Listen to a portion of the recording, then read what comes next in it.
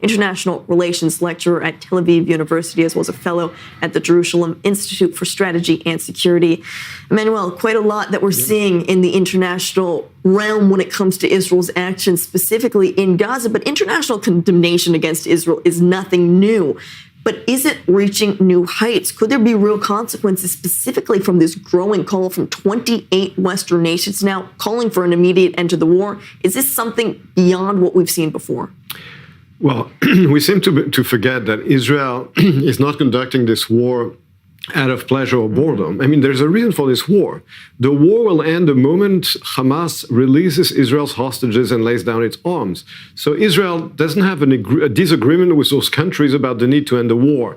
I think what many of those countries seem to forget is why we're at war and what are the conditions for the end of the war. So the statement you mentioned also says, calls upon Hamas to free the hostages. Right, the two are connected. The moment the hostages are freed, the war will end. And do you think that these countries are listening to this? Because this is exactly how Israel and the United States, U.S. Ambassador Mike Huckabee also pointing out that exact fact. But are these international countries listening? Because this has been Israel's status and response for nearly 22 months at this point. Look, I think we have to repeat the truth with the same obsession that our enemies repeat the same lies. In other words, just because Israel's enemies keep repeating the same lies, for example, that Israel is targeting civilians in the Gaza Strip, is shooting civilians intentionally, is conducting this war out of political calculations for no real reason, we have to repeat the truth. And the truth is that Israel did not start this war. Israel responded to October 7th. We still have hostages there.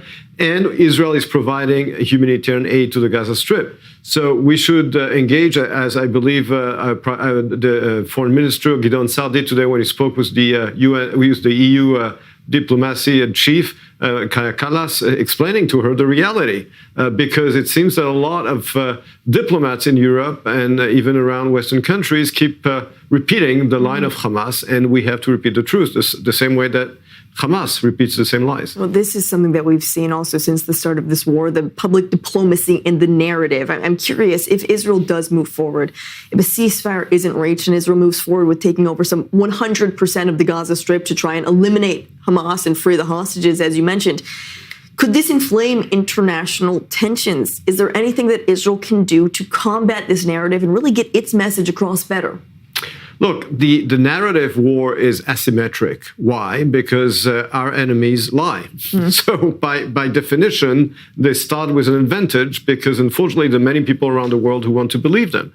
So we have a structural disadvantage, I would say, in this asymmetric war. It doesn't mean we should give up. It doesn't mean either that we should ignore criticism. Of course, we should be listening to our allies when their criticism is founded and justified.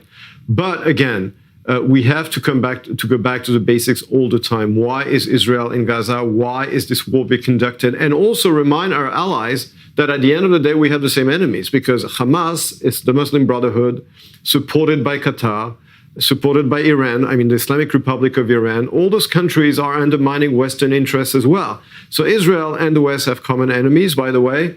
The same Iran with its proxies is also supporting Russia against Ukraine. So all are related. We have to remind the West that we have the same enemies, and Israel is at the forefront of a struggle that is not only between Israel and the Islamists, but also between the free world and the world of autocracies. And what about actual physical consequences that can come from this lack of information, it seems, from some of these different international communities? Even Australia, for example, do you expect more of these countries to even impose sanctions on Israel if the fighting in Gaza continues at this rate?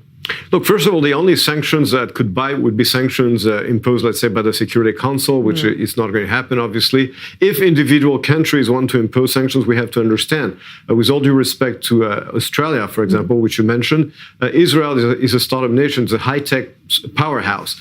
Australia is really not. Australia exports a lot of basic goods, of food and natural resources.